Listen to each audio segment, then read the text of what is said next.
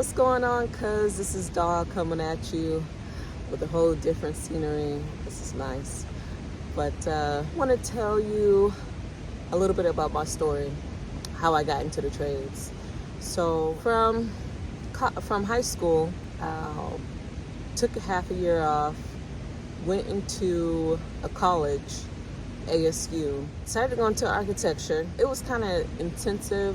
It was a lot of work, and I was pregnant at the time, and I couldn't hold down food, and so I decided that after I was done, because I was pregnant and I needed more support, I would go back to my hometown. So I went back to my hometown, went to community college, got my associates. Well, backtrack, I did have my son in Arizona after I had him, went back to Washington, which is where I'm from, and went to community college, got my associates so I can get back into the university, just so I get the basics up the way. Before I got into the university, I received a flyer. It was to get women into the trades. And so I went to the orientation. I thought, oh, this is pretty cool or whatnot, but I was kind of set on going to the university. So I went back to, well, I didn't go back, but I got into University of Washington, graduated there, decided to change my major from architecture to sociology. Still both of a passion of mine, but sociology was not as demanding as architecture was as far as the work. So I ended up graduating with my BA. They don't tell you that it's hard to get a job once you graduate. I mean, you really got to network before, and I didn't know that. I thought you just get out of university, go find a job, apply. But applying, it was during that 2008, that economic downturn, and it was harder to find a job. It was a bit more competitive. People wanted more skills, and they want the experience and the education for the position. But a lot of it was kind of like entry positions anyway. So it's like, how am I supposed to get a job? This is an entry position, and tell me I need experience. Anyways, so what I did to combat that is I volunteered a lot. I volunteered to do taxes because I wanted to get in the social sector, and the IRS was also hiring, and so I thought, volunteer doing taxes. I did United Way, multiple years. I actually worked for a tax agency doing tax returns. I actually ended up teaching taxes, to do tax returns, not in depth or anything.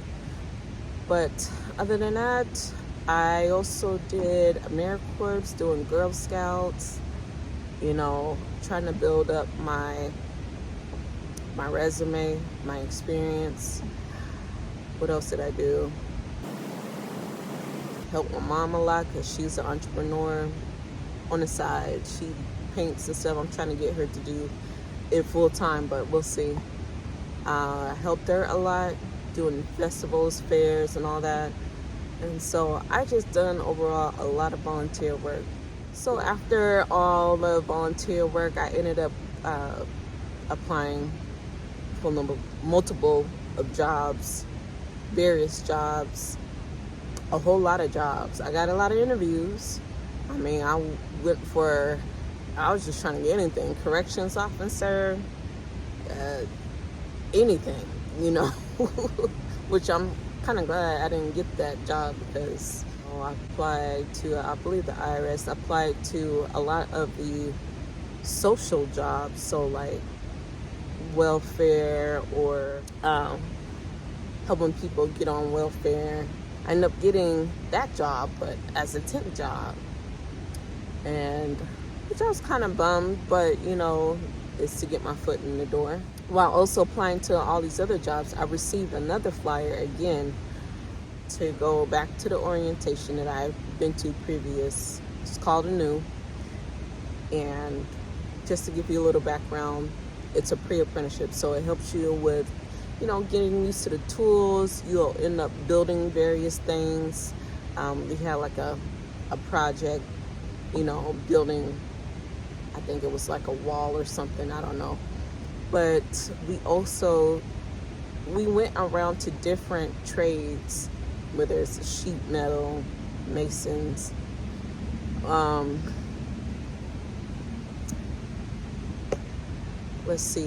electrical, carpentry. We got to know like the application process, if we had like a fast track into that program because we were in ANEW. We also got to do like a little small project with sheet metal. We got to build like a metal tool basket. With the masons, we made a paver out of concrete. Those are a few things that stick out of my mind, but we've been to multiple. I think it was like a 8-week program. It was fun too. I met some really cool ladies there. I'm kind of bummed that I don't really keep in contact with them, but I do miss. They teach you math. They teach you some things that you would need to know based off the tests you would take to get into these trades. For the electrical, it's reading comprehension and math.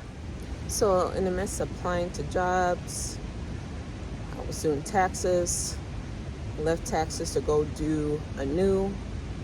After ANEW, and because taxes was seasonal anyway, so they didn't need me all year round. Did that for about 8 weeks.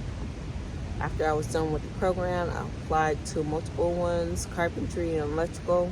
Electrical because it was more money. I like to solve problems. Carpentry because that's what my father did, and I love the smell of wood. And I asked around, people, swayed me to do electrical, so supposedly it's clean, but it's not. But it's not as hard on the body as carpentry can be. Both of them will still keep you in shape. I mean, they both have pros and cons. Electrical, you gotta climb a lot of ladders, so you gotta bend down, you gotta kneel. So I would say they're both different, but they both have their physical intensive aspects about them. So after I was done with the ANEW, I went back to do taxes, and as you know, I already applied, so I was just waiting to hear back. And so I had this temp job. Haven't really been doing it for a while, and then it was either a call or email or something, but basically I was in the program, done the tests, done everything prior. So I was just waiting to hear back for both the carpentry and electrical. So after I got that call for electrical to, get in the program, told the company they would have no problem letting me go. It was like, because I was in training anyways, and let me tell you, whatever you think you can't do, you got to take that out your mind. You can do it. These people are getting jobs and don't know how to do their job, or getting trained on the job, but yet they're supposed to already have the experience. Anyways, like I said, I digress. So going back, so I got into the program, and that's when I started my journey. So a few things I would say when applying. Don't give up. Have a backup plan. Don't let it intimidate you, because electrical is intimidating as heck. I had absolutely zero experience in electrical. I don't know if ANEW gave me, a leg up, but there's plenty of programs out there, pre-apprenticeships for you to join to help you get that leg up. But even then, you probably still don't need that. But don't let it intimidate you. Electrical is, yeah, can kill you, but so can everything else. There's been people killed out there for various things. And you have to make sure that you don't take those risks. I've heard of some people not passing the test. Take the test again. I mean, if you haven't found another option, take the test again. You know, sometimes you have to wait, see what the waiting period is, but don't give up. Even getting into the apprenticeship, you have your peers, you have teachers, take advantage of those. You have the internet, you have YouTube. So, I mean, it's not as if you can't do it, it's just a matter of you wanting to do it. You can make tons of money. I mean, I bought my house I could have bought my house early, or a house, but Seattle is pretty expensive, getting expensive, you know, so, but at the time, I guess it was still pretty expensive, but I was able to buy my house when I was like a 4th or 5th year apprentice. There's people that bought tons of stuff. I mean, the hours that you'll get can be crazy. And right now, the position I'm in, right now I'm an electrical inspector for the city. For a city. Right now I'm an inspector for a city. I'm probably the youngest there. So, and before then, I can probably pick up, or even now, I can probably pick up any job. Just because right now, there's a drought. There's a lot of people, a lot of hands out there, as far as union workers, that are on the books, or waiting for jobs.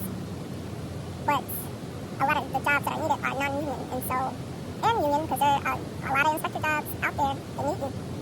So, hey, get out there, cuz. All right, then. You take care. I love you.